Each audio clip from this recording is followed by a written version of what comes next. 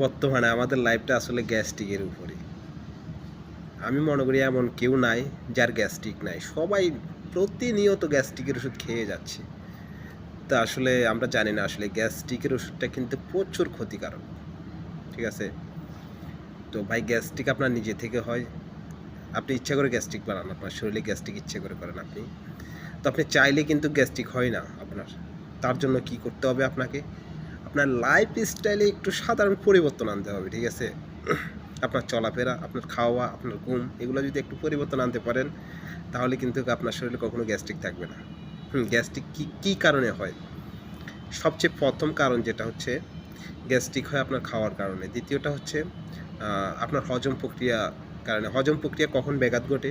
আপনার ঘুম, আপনার মানসিক টেনশন, মানে অনেকের অনেক ধরনের হতে পারে, কিন্তু সাধারণত বিশেষ করে এই ২-৩টা কারণে আপনার শরীরে বেশি গ্যাস্ট্রিক হয়। তো ঘুমের সাথে আসলে গ্যাস্ট্রিকের কী সম্পর্ক সেটা আমি আপনাকে বলি। আপনি যদি না ঘুমান, আপনার খাবার হজম হবে না রাত্রে, ঠিক আছে? আপনার দিনেও আপনার হজম প্রক্রিয়ার ব্যাঘাত ঘটবে, ঠিক আছে? তো আপনি প্রতিনিয়ত যদি না ঘুমান, আপনার যদি ঘুমের সমস্যা হয়, তাহলে আপনার কিন্তু হজম প্রক্রিয়া কখনো ঠিক থাকবে না। তো হজম প্রক্রিয়া ঠিক না থাকলে আপনার তো গ্যাস্ট্রিক হবে, ঠিক আছে? দ্বিতীয়ত খানা, আসেন খানাতে কীভাবে গ্যাস্ট্রিক হয়? আমরা সাধারণত উল্টাপাল্টা খানা খাই, ঠিক আছে? আমরা সোয়াবিন তেল খাই, আমরা বাইরে থেকে প্রসেস ফুড খাই। প্রসেস ফুড বলতে আমি আপনাদেরকে বুঝাই যেটা মানুষের তৈরি বানানো।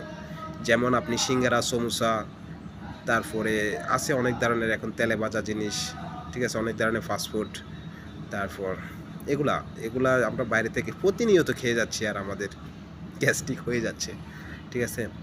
তো সবচেয়ে ক্ষতিকারক হচ্ছে সয়াবিন তেল। আসলে সয়াবিন থেকে কোনো তেল হয় না, ঠিক আছে? তো তেল জিনিসটা আসলে একটু ভালো তেল খাবেন আপনি। সরষের তেল খেতে পারেন, এক্সট্রা ভার্জিন অলিভ অয়েল খেতে পারেন, নারকেল তেল খেতে পারেন। ভাই তেল যে জিনিসটাকে চিবিয়ে বানানো হয় তেল হয়, ওই জিনিসটাকে তেল হয়। সোয়াবিন থেকে তেল হয় না, ঠিক আছে? আমরা বর্তমানে সোয়াবিন তেল খাচ্ছি, যেটা অনেক ডিগ্রি তাপমাত্রায় ফুরিয়ে, এটা হচ্ছে পোড়া মোবিল, ঠিক আছে? সোয়াবিন তেলের আরেক নাম হচ্ছে পোড়া মোবিল। তো সোয়াবিন তেল খাবেন না, ঠিক আছে? এক্সট্রা ভার্জিন অলিভ অয়েল, না পারলে সরষের তেল খান অর্গানিক, ঠিক আছে? আপনি যদি অর্গানিক খানা খান কখনো আপনার গ্যাস্ট্রিক হবে না। আর খানা খাওয়ার সময় কীভাবে গ্যাস্ট্রিক হয় আরেকটা জিনিস বলি। আমরা বেশিরভাগ মানুষ খুব দ্রুত খেয়ে থাকি।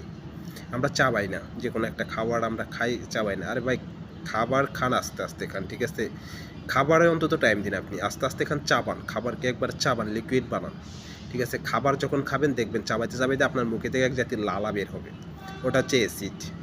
যেটা আপনার খাবারের সাথে আপনার পেটে যাবে। তারপর ওই জিনিসটা আপনাকে হজম করতে, খুব দ্রুত হজম করতে সহযোগিতা করবে, ঠিক আছে? তো এইজন্য আমরা বলি খাওয়ার সাথে, সাথে পানি খাবেন না। খাওয়ার সাথে, সাথে পানি খেলে কী হয়? খাওয়ার পরে কিংবা সাথে, সাথে পানি খেলে আমরা যে খাবারটা চাবাই খাইছি এতক্ষণ পর্যন্ত, যে আমাদের মুখে থেকে যে লালাটা ভিতরে গেছে খাবারের সাথে, যে অ্যাসিডটা, সেটা গলায় চলে আসে। তখন কী হয়? গলা পর্যন্ত জ্বলে। তখন আমরা মনে করি যে হায়রে আমার গলা জ্বলে, খাওয়ার পরে গ্যাস্ট্রিক হচ্ছে, ঠিক আছে? তো এই ভুলটা করবেন না, খাওয়ার সাথে, সাথে কখনো পানি খাবেন না, ঠিক আছে? চেষ্টা করবেন খাওয়ার সাথেও কিংবা খাওয়ার পরে কখনো পানি না খাওয়ার, ঠিক আছে? যদি না পারেন খাওয়ার সাথে, হয়তো একটু সামান্য আপনি পানি খেতে পারেন। আর খাবারটা একবারে লিকুইড বানিয়ে খাবেন, চাবায়া, ঠিক আছে? সবসময় চেষ্টা করবেন চাবিয়ে একবারে লিকুইড বানিয়ে খাবারটা খাতে, ঠিক আছে? আপনার কখনোই গ্যাস্ট্রিক হবে না আপনি যদি চিবিয়ে খেতে পারেন খানাটা, ঠিক আছে? ভাই আমাদের সকল রোগের ওষুধ আমাদের শরীরের মধ্যে বিদ্যমান। যেমন আপনার যে হজম প্রক্রিয়া, এই যে লালা যদি আপনার পেটে যায়, তাহলে যে চাবাবেন, যে চাবানোর পরে যে মুখের লালাটা আপনার খাবারের সাথে যায়, ওটা কিন্তু আপনার হজম শক্তি হজম করার জন্য উপরওয়ালা আমাদের শরীরে দিয়ে দিছে, ঠিক আছে? এখন আমরা তো এটার ভিন্ন কাজ।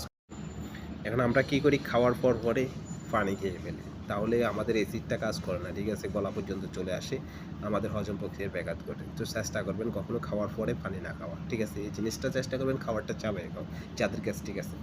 আর কমপক্ষে ঘুমানোর ৩-৪ ঘন্টা আগে খাবার খাবেন, রাত্রে খাবার, ঠিক আছে? আর প্রচুর পরিমাণে পানি খাবেন, ব্যায়াম করবেন, ঠিক আছে? ভাই কিছু ব্যায়াম আছে আপনার, যাদের গ্যাস্ট্রিকের সমস্যা ইউটিউব থেকে দেখে নেবেন, কিছু ব্যায়াম আছে আমি আবারও বলি আপনাদের, ভাই ওষুধ মেডিসিন দিয়ে কখনো মানুষ সুস্থ থাকতে পারে না, সুস্থ হতে পারে না। হ্যাঁ, তাৎক্ষণিক সুস্থতার জন্য হয়তো মেডিসিন প্রয়োজন, তাৎক্ষণিক। বাট আপনি যদি লং টাইম সুস্থতা, আপনার শরীর বা উপরওয়ালা আমাদের শরীরটা এমনভাবে বানিয়েছে না, আমাদের সব রোগের ওষুধ আমাদের শরীরের ভিতর আছে, ঠিক আছে? কিন্তু সেটা আপনাকে বের করতে হবে কোন রোগের ওষুধ কি। আমরা আসলে চলাফেরা, টাইম মেনটেন, তারপরে খাওয়া দাওয়া উল্টাপাল্টা, এগুলোর কারণে আমাদের এই সব রোগ হয়, ঠিক আছে? সব রোগ কিন্তু আপনার একটা জিনিস, সেটা হচ্ছে পেটে থেকে জন্মায়, ঠিক আছে? তো আপনার খাওয়া দাওয়া, আপনার লাইফস্টাইল থেকে, এগুলো থেকে সব রোগ জন্মায়। আপনি লাইফস্টাইল ঠিক করেন, আপনি খাওয়া দাওয়া ঠিক করেন, দেখবেন আপনি সুস্থ থাকবেন। আর সুস্থ থাকতে হলে এগুলো কিন্তু খুবই প্রয়োজন। তো সুস্থ থাকুন, ভালো থাকুন। ভিডিওটা ভালো লাগলে শেয়ার করে দেবেন, আর আমার চ্যানেলটি সাবস্ক্রাইব করে আমার সাথে থাকুন।